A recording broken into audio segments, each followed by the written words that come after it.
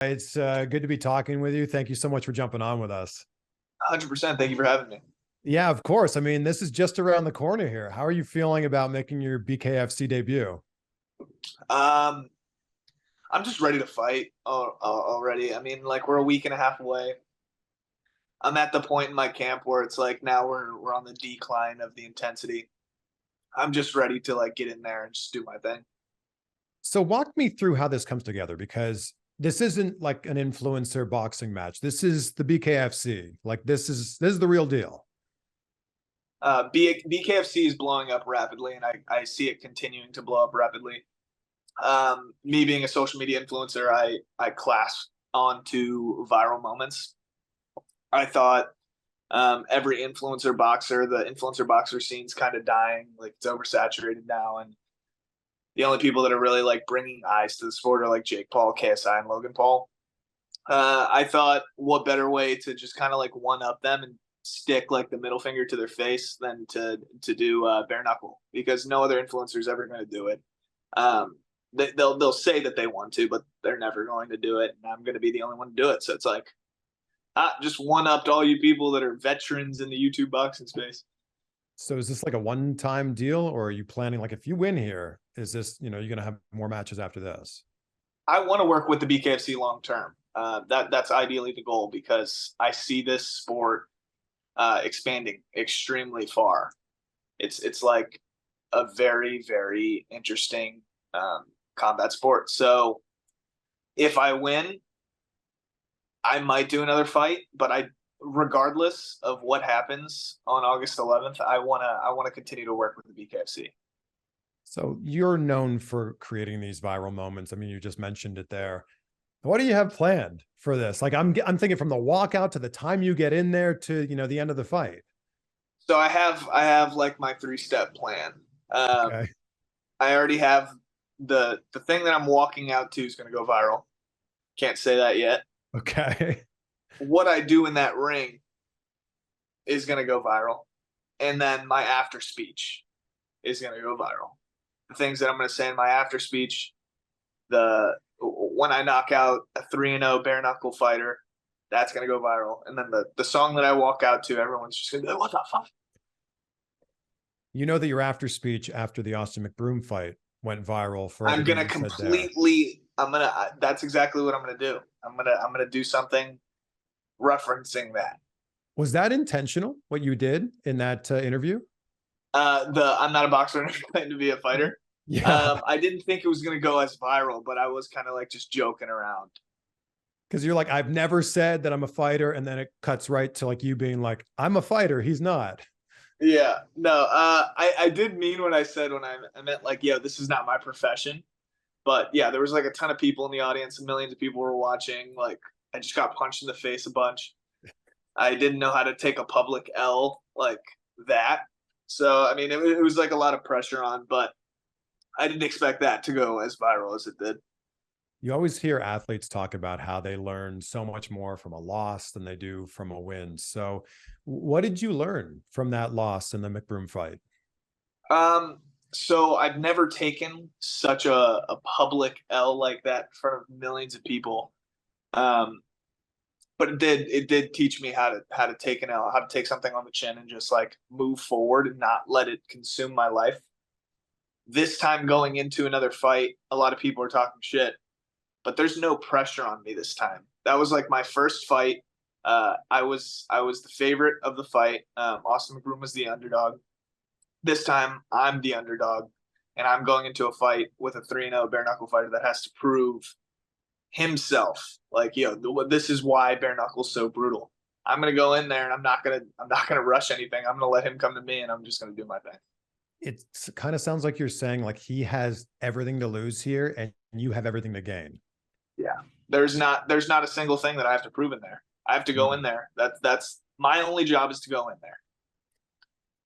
And then whatever happens, happens. Yeah. But he knows that I'm gonna go in there. I'm gonna make weight.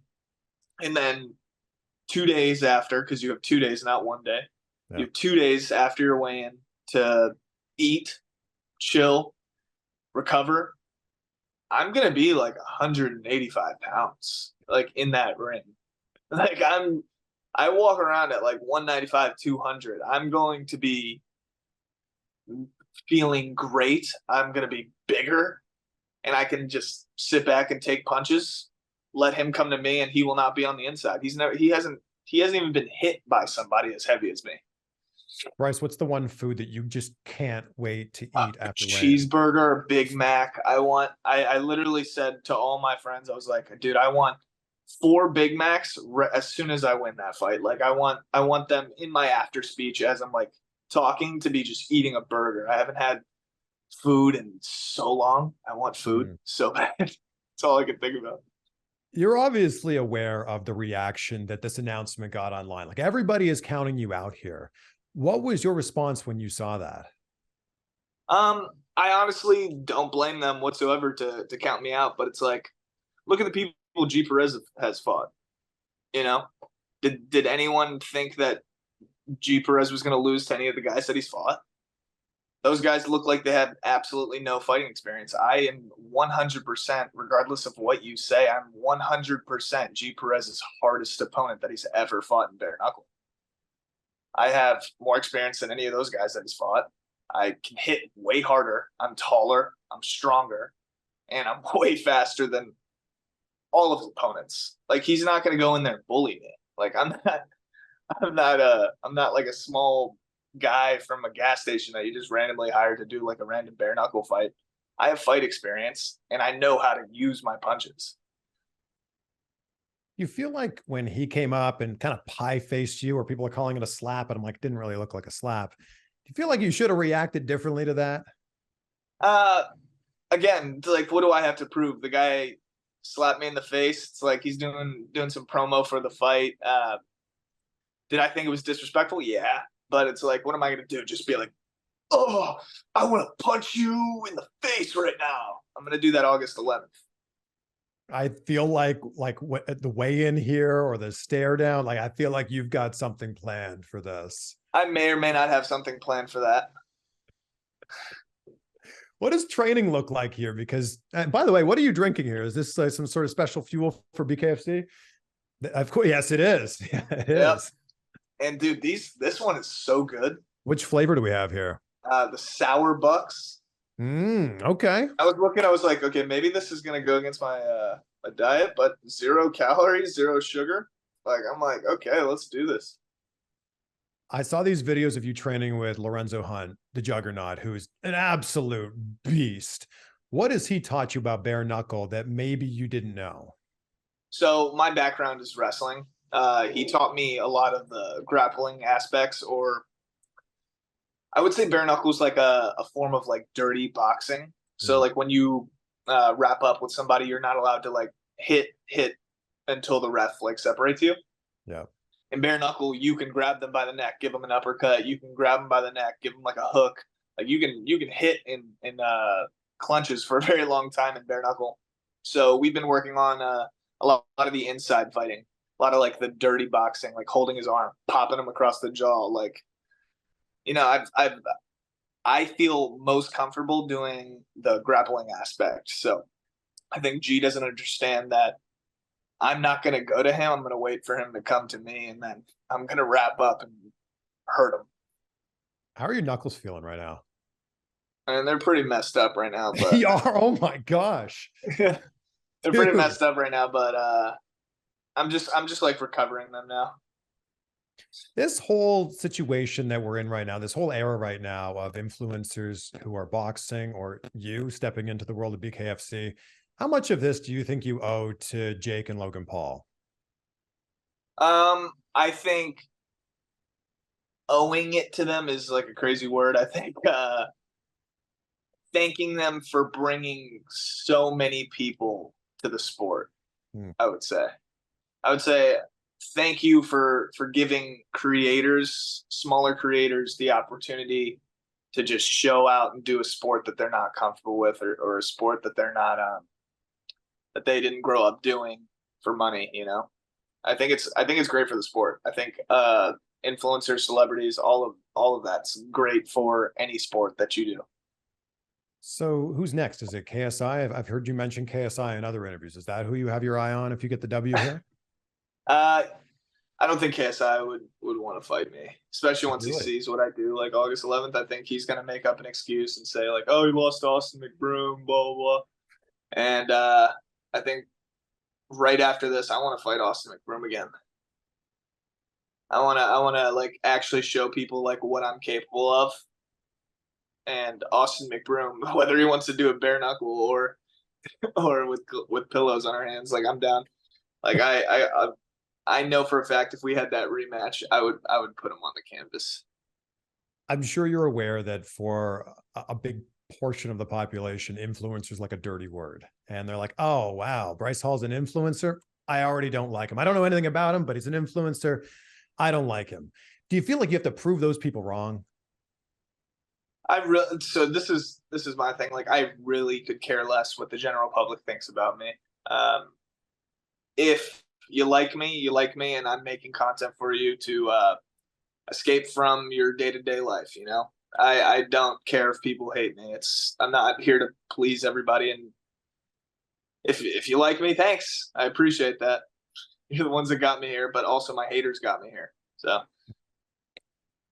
I'm a big pro wrestling fan, and I feel like everything you're saying in this interview and all the interviews that you do, like, I feel like you might make a great pro wrestler one day.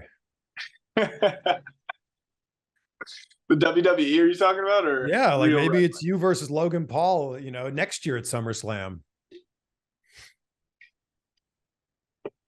Logan Paul's a big dude. He is a big dude. Yeah. I don't know. Could you ever see yourself having a pro wrestling match? Um, I could see myself cameoing in it, but I definitely don't see myself like doing being a character like Logan Paul. I think I don't really like that fake stuff. Did you ever see yourself being in the position that you're in right now? Like 5 years ago, did you ever picture at 23, this is where you'd be at doing what you're doing? I definitely did not see myself ever doing a bare knuckle boxing match. That's what you're asking. But But what about everything else? Just, the growth you've had on social media and TikTok and YouTube. I started social media when I was 14 years old, Yeah. and I never had a plan B. So I said it was either this or nothing. So I saw myself being successful because I never quit, Hmm. and I wouldn't quit no matter what. I didn't see it. I didn't like fathom how big it was gonna get. Hmm. But now that I'm here, I'm super grateful, and I'm going to continue to expand.